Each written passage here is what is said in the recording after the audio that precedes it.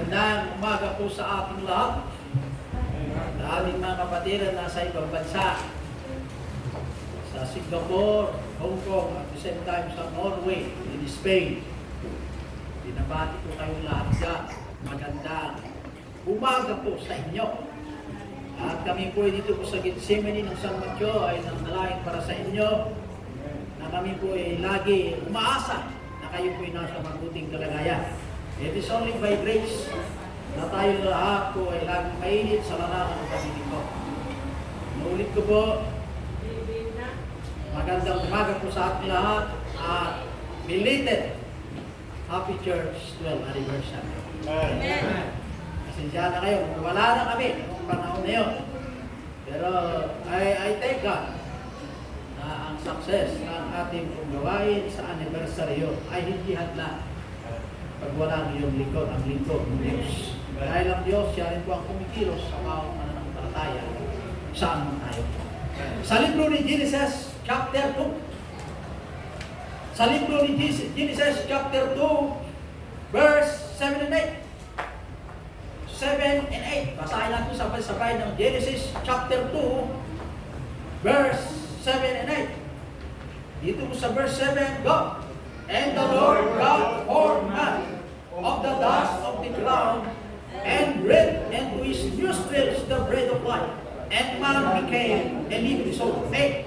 And the Lord God planted a garden eastward in Eden, and there he put the man whom he had formed. O God Almighty, salamat Panginoon sa iyong mga salita na aming nabasa. Salamat po, Diyos, sa lahat ng pagkilos mo, sa lahat ng pagtulong mo sa amin, financially, sa lahat spiritually, na ikaw lagi sana, Panginoon, na sa aming buhay, na lagi nagkakasala sa pang-araw-araw ng buhay, na igawat mo, ibigay mo sa amin, kung Panginoon, by the grace, ang kapatawaran, upang sa aming pagkinig at paglilingkod ay ikaw makita, Ama.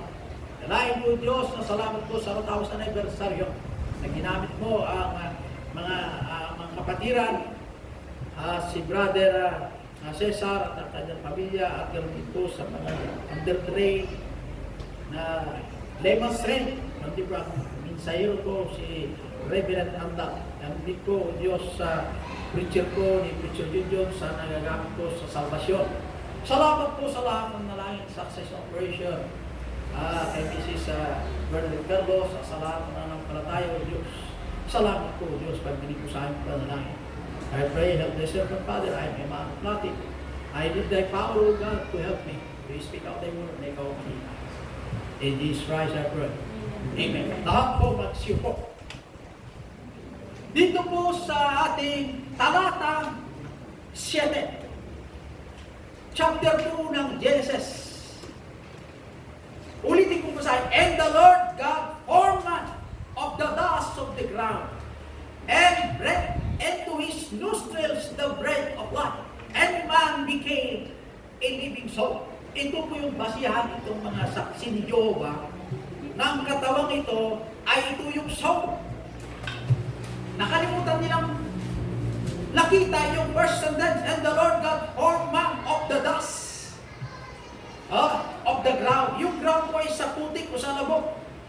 And breath. O may dinugtong yun. Yung tao ay napurma nang mula sa alabog. At breath into his nostrils the breath of life. Breath of life. And man became a living soul. Yung hininga ng Diyos ay napunta sa katawang panlupa at huminga ang tao.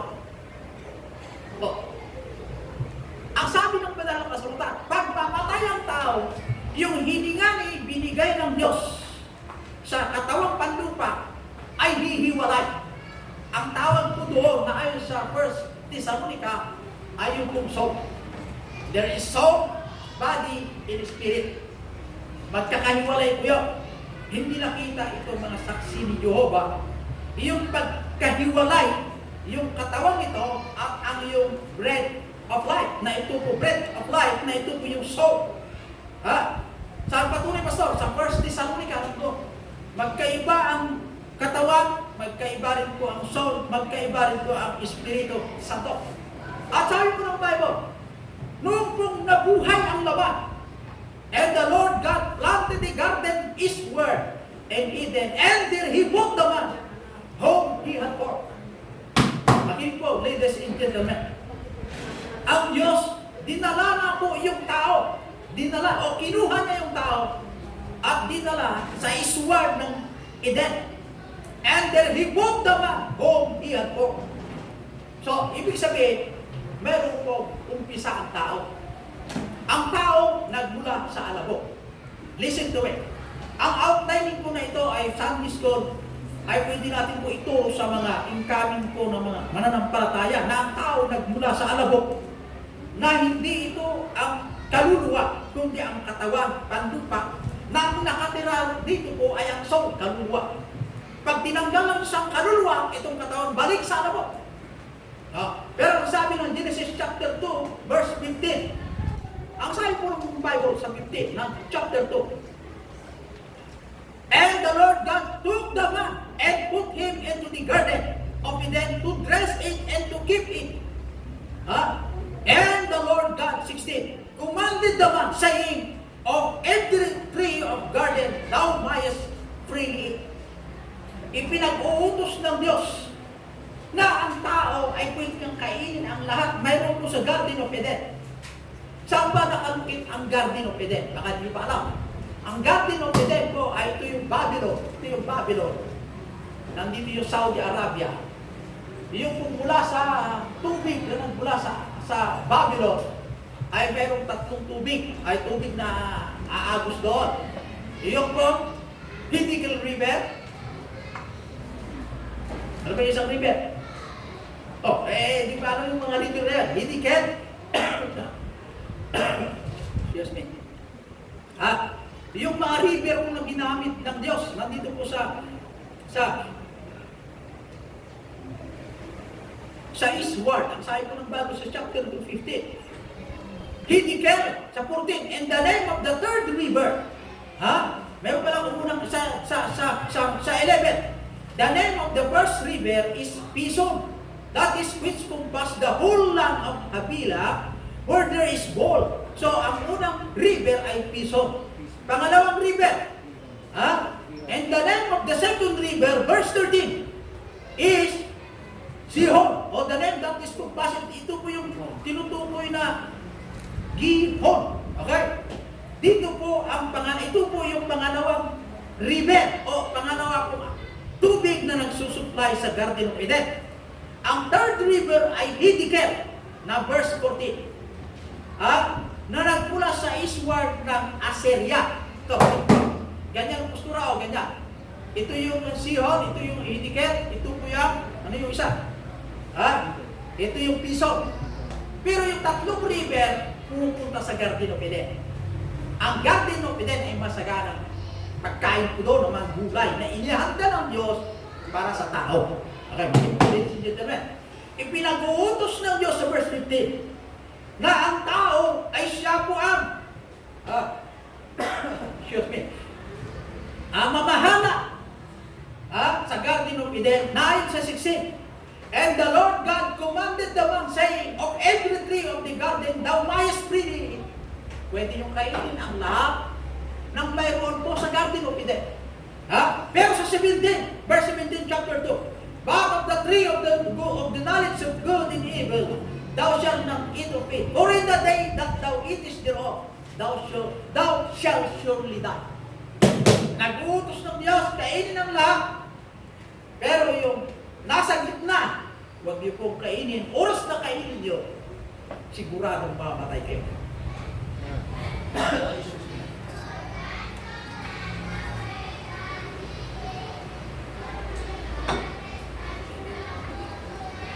Right.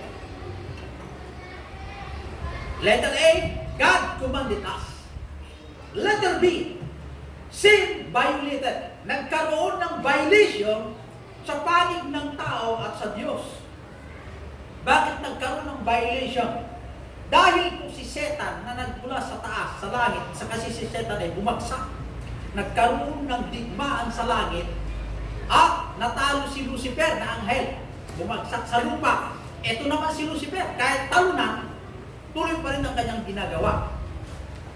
Dinapitan niya po si Adam. Okay? Sa chapter 3 ng Genesis, verse 6, ang sabi po ng Biblia sa chapter 3, verse 6, and when the woman saw that the tree was good for food, and that it was pleasant to the eyes, and a tree to be desired to make one wise, she took of the fruits thereof, and did eat, and gave also unto her husband with her, and he did eat. Iyong pinagbabawal ng Diyos sa verse 17, chapter 2 ng Genesis, na huwag yung kainin, kinain po iyong pong babae, iyong pong ipinagbabawal ng Diyos. At dahil po doon, kumain na rin to si Adan. Nagkaroon ngayon ang pagpasok ng kasalanan. Noon, wala pong hanggan ng buhay. Dahil sa kasalanan, mayroon na ngayon hangganan ng buhay.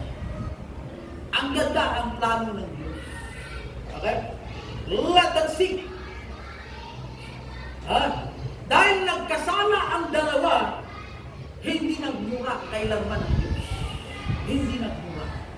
Kundi ang Diyos, sinabi niya sa chapter 3, verse 19, in the sweat of thy face thou shalt eat bread, till thou return unto the ground, for out of it was thou taken, for thus thou art, and unto thus shalt thou return. Ang sabi ng Bible, ikaw, Adan, bago ka kumain ng pagkain, magpapawis ka. Ibig sabihin, maghanap buhay ka. Magpapawis ka maghanap buhay ka siyempre, magpapawis ka. Magpapawis.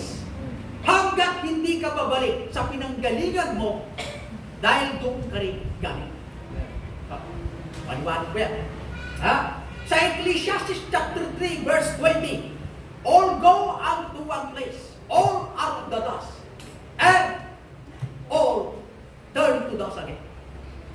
Kaya ang buhay sa lupa, pansamantala lamang. Hindi tayo nagtatagal sa lupang ito na ating pong pansamantalang tirahan.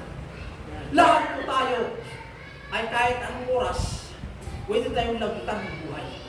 Bakit? Ang Diyos lamang ang nakakaalam kung kailan tayo mawawala. Pero inassure ng Diyos, all turn to the again. Ngayon, kung gano'n ang kalagayan ng tao, what I was. Okay, dito tayo sa outlining po ng ating Sunday school. What I was, sino ako? Naulit ko na ito yung nag-take note no. Ay, pwede niyo po i-aturo sa ating mga newcomers o itong mga kapatiran na bagong mananampalataya. Ang tao nagmula sa alabok. Inihanda ang Diyos para sa kanya sa Garden of Eden. Ang ganda po ang kinabukasan ng tao. Mamuhay sila, nadadami man sila, pero yung kanilang buhay walang hanggan. Yan ang plan. Pero nagkaroon ng violation, may hangganan ng buhay. What I was, sa Roma 3:23, for all have sinned, lahat po nagkasala. Right? Binakapan po ng Psalm 51 verse 5, behold, I was shapen in iniquity, and in sin did my mother conceive me. Kahit nga sa away, at tuyak na yanakap iti kinadakis, ket basol, pasinay ng linginan ko. Isong at ubing gaya mo maipasnay, si babasol. Bakit naman, Pastor? Kasi hindi niyo ubing didara na narugitan. At dapat lang dito, unang sinapupunan ni inang na narugit din niya ubingin. Namin, for all have sinned. Maliwanag po ang sabi ng Bible. Kaya yung bata nasa dyan pa lang, si babasol na niyang ubingin. Awan na ibaga na awan ng pagpanunod na, didara na niyang ubing, narugitan. Because all have sinned. In the Roma 3:10, as it is written, there is none righteous, no not one. Gaya ng nasusulat, walang matuwid, wala kahit isa. So maliwanag na ang bata ay kasama na nagkasala. Dahil nasusulat, walang matuwid kahit isa. Binakapan po ng Isaiah 64 verse 6, but we are all as an unclean thing. Maliwanag po. And all our righteousness is our filthy rights. Lahat po ng ang ating matuwid na ating ginagawa sa harapan po ng Diyos, itinuring pa rin ng Diyos na basahan sa kanyang harapan. Naayon sa Isaiah 64 verse 6. So ibig sabihin, wala kayong pwedeng pagmalaki na ako'y matuwid, masunod ako, lahat binibigay ko sa Diyos, o wala akong pwedeng magsabi na gano'n. Dahil ang sabi ng Bible, lahat po ng katuwiran na matuwid na ating ginawa, filthy rags, ibig sabihin filthy rags, basahan, this slide, isama ko na natin. So pwede, walang pwedeng magsalita na tayo ay malinis sa harapan ng Diyos. Sa Roma 6:24, the wages of sin, dahil na tayo po ay nagkasala, mayroon pong kabayaran ang ating nagawa kasalanan, na ito po yung kamatayan. Maliwanag po ang sentence ng Diyos. Maliwanag po.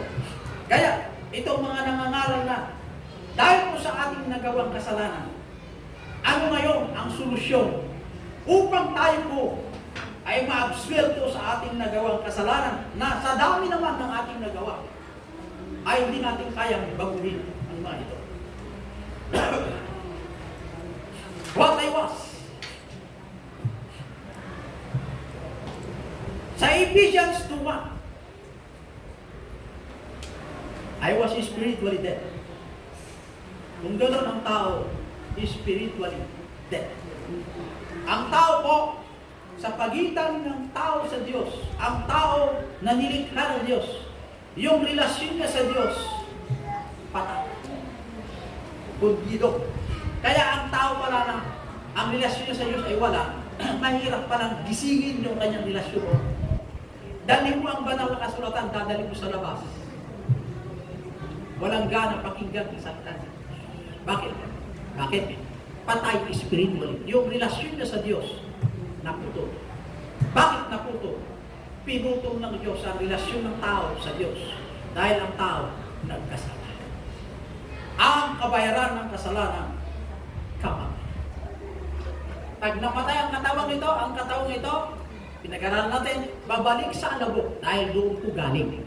Yung nakatira sa katawang ito na yung po ang soul, pupunta sa kamatayan. Revelation 21, may tatapon ng kaluluwang nagkasala sa dagat-dagatan apoy na impyerno. Doon maghirap araw at gabi na walang katapusan. Ang sabi ng Biblia, tisaw ti Diyos kitpudno, awang mabirukan po. Because His word is forever. His word is true from the beginning. Kaya tisaw na saan ipagbalik. Ang kanyang salita na natin. Kung ang kanyang salita, sinabi niya noon sa lumang tipan, sinasabi pa rin hanggang sa bagong tipan. Kailanman hindi pwedeng baguhin ang banal na salita. Kung anong sinabi, hindi natin kaya baguhin. Pag sinabi niya, eternal tormented day and night in hell, totoo yun. Kung mali yung sinasabi ng Biblia, ikaw ay tama. Mali at pag mali ka, tama. Aliwanag po. Spiritually dead and trespass and sins, Ephesians 2:1. What I was before, I was condemned already sa John 3:18. Sayo mo ay nasintensya na ayon sa John 3:18. Ano ba nakalagay sa John 3:18? John 3:18. Ang sabi ng Bible sa John 3:18, maliwanag po mga kapatid. John 3:18, open with me your Bible. He that believeth on Him is not condemned, but he that believeth not is condemned already. He that believeth, ang sinumang sumampalataya ay hindi na hinatulan. Maliwanag po yan. Kaya dapat ipangaral yung pong gumawa ng paraan para hindi tayo mahatulan. Saan ba tayo magkaroon ng pananampalataya? He that believeth on me. Tayo po na ba? Maliwanag po yan.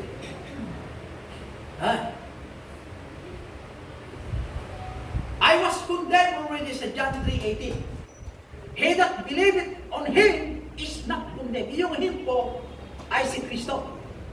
But he that believeth not, yung hindi manampalataya kay Kristo, ay nahatulan na.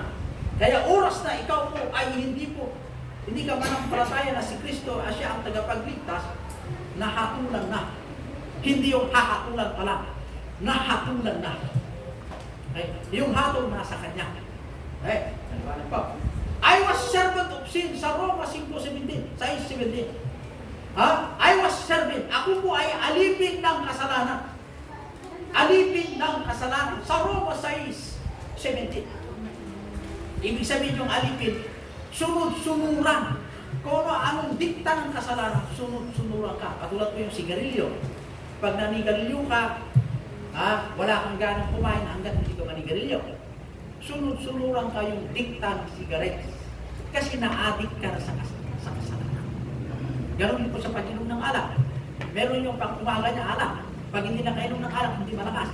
Sunod-sunuran sa dikta ng alak. Kasi ang katawang ito, hindi mo pag-aari. Pag-aari ngayon ng Diyos. You have no any rights to make a decision for yourself. Because God is the owner of this vision. Wala tayong karapatan. Okay? Sa Roma 6:17. I had the wrath of God abiding on me. Sa John 3:36. Yung buhok ng Diyos ay nasa akin. Sa John 3:36. Maliwanag po yan. Basahin natin sa 36.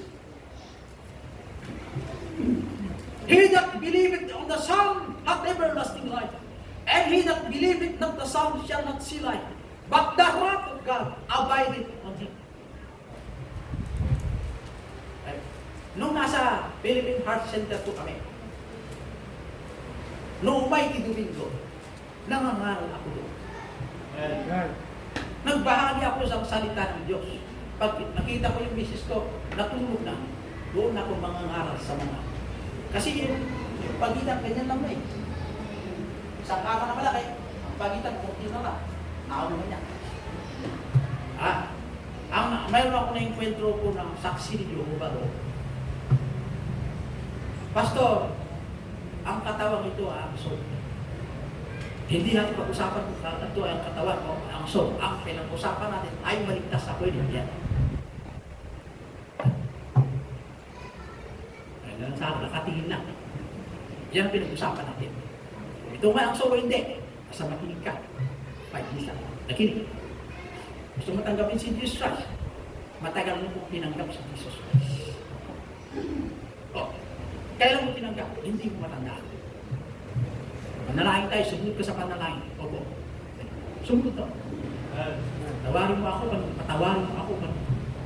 Tinatanggap ko ngayon si Jesus Christ. Sinabi ko ngayon si Jesus Christ. Huwag kayo mag-debate sa mga bagay na gusto nyo pag-debate. Alam mo si Satanas, marunong din. Ganyan. Matulog kay Jesus Christ. Kay Jesus Christ, hindi kayo mananapala. Magkaroon tayo ng internet. Bahala ng Holy Spirit sa kanya. Basta importante, sa atin bilang mananampalataya, dalhin natin ang mensahe sa kanya. Bahala naman ang Holy Spirit na tumira sa kanyang puso at tanggalin ang mga balakid, ang mga hindrances na hindi na maintindihan ng gospel. Tayo lamang po ay pinagkatiwalaan na dalhin ang mensahe, hindi tayo nagliligtas. We are just the proclaimer to bring the message to that person. I was lost, yet sought by Christ. Lucas 19, verse 10. Ako ay nawala sa dilim. Ako ay nawala sa liwanag. Ako po ay nasa dilim. Pero hinanap pa rin ako ni Kristo. He came to seek and to save that which was lost. Lucas 19, verse 10. Magpasalamat tayo sa Diyos. Mayroon tayo pong naghahanap. Sinong hinahanap? Yung nasa dilim. Kaya bilang mananampalataya, dapat tayo po ay hindi nakaupo. Hanapin naman natin yung nasa kadiliman.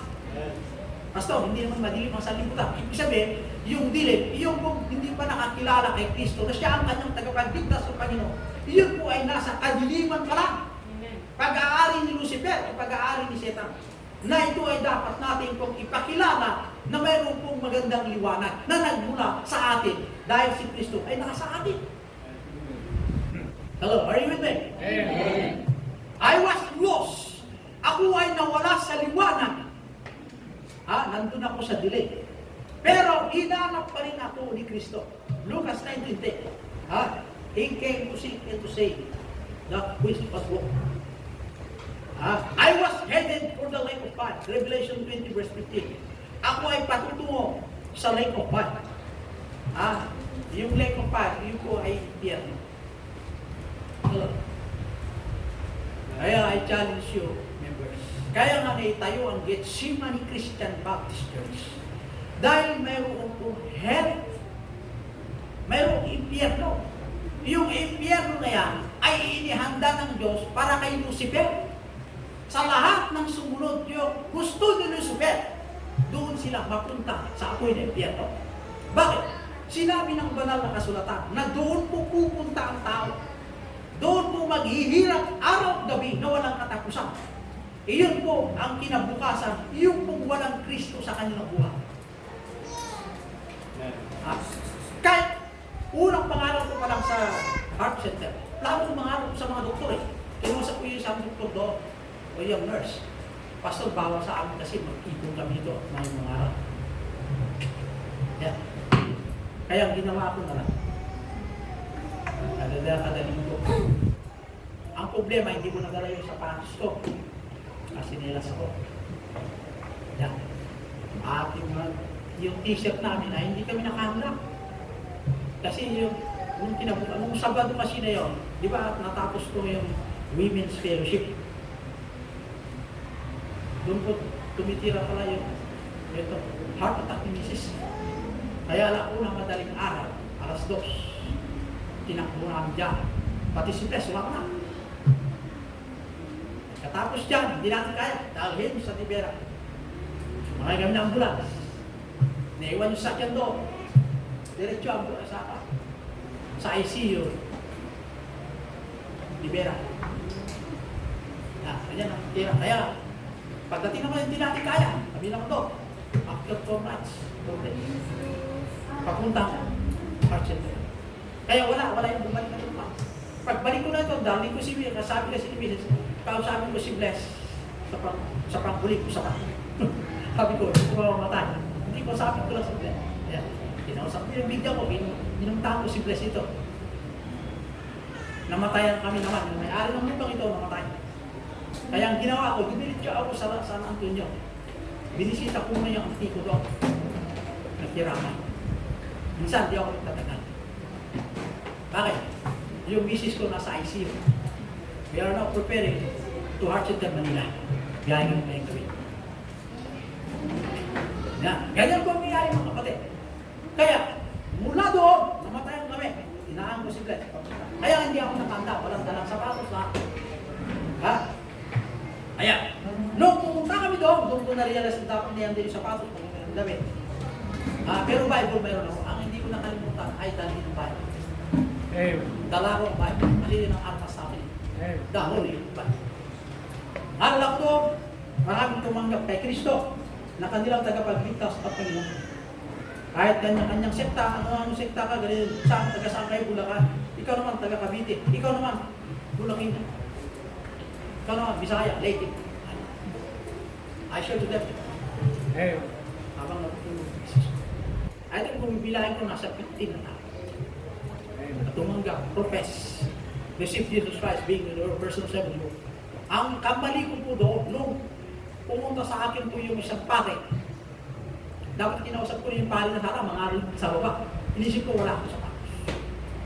Kasi pwede pala makiusap sa pare, kasi yung pare, walang panahon makiusap sa baba. Yung mangaral doon, mas ginusto nila yung isa-isa yung lahat ng mga pasyente. Hindi ko mga dudukto. Pag-isip ko sa baba, nung pinunta ko, naiipon ng mga tao, may pare doon. Kaya itong patuloy ko, magaling sila. Sa lahat ng malaking establish, katulad ng Philippine Heart Center, meron silang simbahan doon. Pag na may namatay, may isa-isa. Pero yung kaluluwa na sa akin. Kaya, naitayo ang gawain dito sa Gethsemane Christian Baptist Church. Salamat sa mga title at nagbibigay at nakaunawa sa takbo ng gawain. Dahil ang kanilang provision ay nagmula rin sa provision ng Diyos na maraming pang soul ang maliligtas sa magitan ng paggamit niya sa bawat isa kung tayo lamang ay paggamit sa Diyos. Dahil ang gusto ng Diyos sa atin, dahil mayroon pong impyerno na naghihintay sa mga wala pang Kristo sa kanilang buhay. Kawawa sila.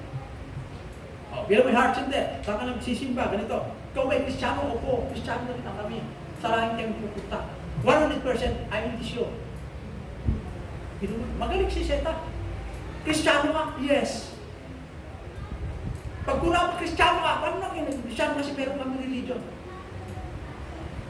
Nagbibigay din kami. Ikapo namin. Tumutulong din kami sa mahihirap. Hindi kami nagnanakaw. Mabait kami ng pamilya. So anak kayo ng Diyos? Yes. 100% na pupunta ka at sa lahat pag tayo namatay. Ay, hindi sigurado, Pastor. Sana kasigurado ka. Hindi tumibo na. Kaya, ang dami ganyan. Kristiyano ka, oo. Sigurado 100%. Hindi. Ganun mo, anak ka. Ang Diyos. Hindi ka sigurado sa Diyos? Ay, hindi. Kasi nagkakasama ka. Nilinlang seta. Kaya, ano ang ginagawa natin, viewers? Bakit hindi natin ipursige na maging matuto sa banal na kasulatan kung paano ka naging Kristiyano? Ikaw ba'y Kristiyano? Opo. Paano masabi ikaw Kristiyano? Sabi mo ng Bible, ako'y makasalanan. Pero ang Diyos mahal niya ako. Gumawa ang Diyos amang paraan. Isinugo niya ang kanyang bugtungan. Namatay si Kristo para sa akin. At tinanggap ko ang kanyang pinagbayad sa akin. At sangako sa akin na eternal life. God the Son, ang nagsabi ko, I give unto them eternal life. Who is that believe it on me? Amen. God sana. Ngayon, nakakaya ka sa kanya, nagkaroon ako na eternal life. Salamat kay Kristo. May sinugo naman. Sigurado ka sa lahat? Yes. 100%? Yes. Yan ang sana. Siguro may sinabi sa langit? Yes. Pag kuna ang religion mo. Ha? Kaya, winamding ako suda. Listen to me. Kung yung mga ngaral, kilatisin yung mga ngaral. Ikaw ba yan ng Diyos? Yes. Dala yung Bible? Yes. Pag tayo naman tayo, tiyak ba lang? Ay, wala naman katiyak sa langit kasi lahat tayo nagkakasala. Isang ka na katiyak.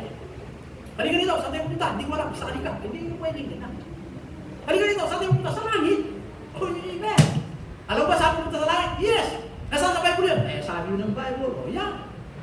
Sabi natin, tayo lahat nagkasala. Pero meron na pong nagbayad. Sino nagbayad? Si Kristo Jesus. Manampalataya ka kay Kristo, pangako ka ito na. Mangako ka, panampalataya ka kay Kristo, bibigyan ka ng kapatawaran. Right? Amen? Amen. Matin ako ng service kay Pastor Recto. Sandi ko yun. Huling linggo namin, si Mrs. hindi niyo mataya. Pag-preaching ako, sabi ko, Pastor, I need the word of God. Gusto ko rin makinig. Kaya hindi ko kami ko yung mga lingkod ng Diyos, hindi kami nakikinig. Gusto ko rin makinig. Kaya meron tayong mga lemons training, training. Kasi gusto ko rin tumuto. Hindi magpa-backslide. Kasi meron naman ang Diyos. Nangihingi na kami. Iba yung backslide kasi. Kaya kailangan ko rin. Pipisa si Brother Robinson, needed that word of God. Pwede gamitin siya ganun din kay Brother di ba? Pwede gamitin niya ng Diyos. Nung lang tayo ay mayroong pahintulot na paggamit tayo sa Diyos. Kung hindi ka pwedeng mangaral, pwede ka mag-send ng mission giving. Kung ayaw mong pumunta sa giyara, somebody will go there. Kung tara mo, bigyan mo pag-optimism na. Masahe. Pag nangaral doon, maraming naligtas kasama ka. Ilagak ninyo ang iyong pag-iisip yung nasa langit. Hindi mayroon sa lupa. Dahil ang mayroon sa lupa, mawawala rin. Sa langit, hindi. Saan ka mag-ipon? Kung darating din ang kamatay, mag-ipon tayo sa kayamanan. Sa kayamanan ng langit. Kasi pag dumating ang kamatay, mayroon tayo pupuntahan. Kayamanan. Awarded, Krista. Receiving a medal. Eternal medal. Dito nga sa lupa, kung nakikita ko yung mga honoris ko din maalala ko yung nakaraan pre. Wala nga ako natanggap ng medal. First honor, second honor, third honor. Wala akong natanggap, natutulak. Pero yung 4 years na course, kinuha ko 3 years. Yung with honor, 4 years. Hindi ko kasi magaling ako. Pag nangyari yun, nakuha ba 3 years na ito? Kanya-kanya tipi naman yan. Kahit na yun, pwede rin. Parang hindi naniwala. Yung 4 years AB Pulisay, nakuha ko ng 3 years. Yung magna cum laude namin sa high school, so magna cum laude, na kumuha ng teacher, 4 years. Paano masabi, Pastor? Nung nagkita kami sa St. Louis ng Baguio, first year na ako. Wala pa siya, kasi hindi pa graduate. Nung second year na ako, saka nag-first year. Sabi niya, paano nangyari yan? Second year ka, first year na. Nagka-classmate naman. 4 years din na lang, 4 years ka na. Bakit second year ka na? Second year pagka-bugab yun. First year na pala. At kita kami ni library. Second year ka na? Oh. Ay, ikaw. First year pa lang. Paano nangyari yan? Oh. Ha? Ibig sabihin, ha? Bakit? Kaya siguro naniwala yung yung weather lang yung buhay. Hindi, yung mga isulta na balita. Ha? Hindi, dito sa Bible kasi, hindi natin hawak ng tanong. Kaya nakikita ko yung mga honor student. Yung math, malalo sa math. Yung ayaw ko sa math eh. Ha? Yun ayaw ko sa math. Ang pinakamataas ng grade ko ng math, 70. Ito mga magagaling eh. Ang pinakamawang grade nila eh, 85. Mahina pa rin ang hindi na daw. O, gano'n. Ha? Kaya, kanya-kanya naman ang panahon eh. Noon, walang cellphone. Ang meron sa amin yung type. Typewriter. Pero ngayon, pag tumawag ka sa US, punta ka pa sa PLDT. Di ba gano'n? Eh ngayon, hindi na. Ganyan na rin. Kaya, may pagbabago. Pero ang malungkot, ang Kristiyano, walang pagbabago. Yun ang mahirap niya. Amen? Amen. Kristiyano hindi nagbabago. Ang ugali niya po noon ay mahilig sa sigaret. Hanggang ngayon, sigarilyo pa rin. Hindi nagbabago yan. Nagbabago ang panahon, pero hindi nagbabago yung tao. Hindi ka pwede yung ganyan, mga kapatid. Dapat ang mga anak ng Diyos mayroong pagbabago. Kung noon ay grade 1 ka, susunod taon, grade 2 ka naman. Pag gusto nyo ba maging grade 1, after 10 years, grade 1 pa rin. Ewan ko lang, gusto mo maging grade 1. Ako, kahit mahina ako, gusto ko maging grade 2 naman. Hindi ba gano'n? Susunod taon, grade 3 naman. Ganyan. Hindi yung sunod taon, grade 2. Ha? Sunod taon, first honor ka na, grade 2 pa rin. Ay, wala ka, kahit valedictorian ka, grade 2 ka pa rin. Ha? Hindi mas maganda naman, kahit mahina, grade 3 naman. Sunod na taon, grade 4. Ganyan na. Kahit mahina, at least, may magbabago ang antas. Ang mahirap ngayon eh, parang tayo mo na yung bata hanggang ngayon. Ano ka? Kung pagalitin naman ang bata yun. Pasit lagi, agtampo, manang tampo, aguit, kumanawin, kumanaw, agpaksnay. Ang Kristiyano na tumitibay ng panampalataya, magdirigma yan! Magalang natin sa lang Panginoon sa mga salita na namin pong nagbulay-bulayan na ako, Panginoon, na unawaan po nila ang kahulugan po ng kasalanan na ito po ay mapupunta sa walang kabuluhan. Dalayan ko yung kalis mga members na matuto sa sumuli, matuto sa mag-disciple, magbunga sila spiritually Panginoon. Dahil ikaw ay nangako na Diyos, pinangako mong pagpapala sa mga masunurin na anak, sa mga masunurin ng Diyos sa lahat ng dako ng buhay na aming hindi lang. Dalayan ko Panginoon, hindi lang po sa mga nampalataya sa Gethsemane, kundi sa mga kapatiran na nasa ibang bansa, sa Norway, sa Karen, sa Sterling. Ganon din po ang mga kapatiran sa Singapore. Ganon din po sa Hong Kong. Ganon din po sa Spain. I pray din, Father, na nawa lumago sila sa panampalataya kung paano yung salita ay may pagbabago ang Panginoon at umibay sila hanggat hindi ka darating. Dalayan ko, Diyos, ibuhos mong pagpapala sa bawat isa. Hindi ka ako nakita sa mensahe. In Jesus Christ I pray. Amen. God,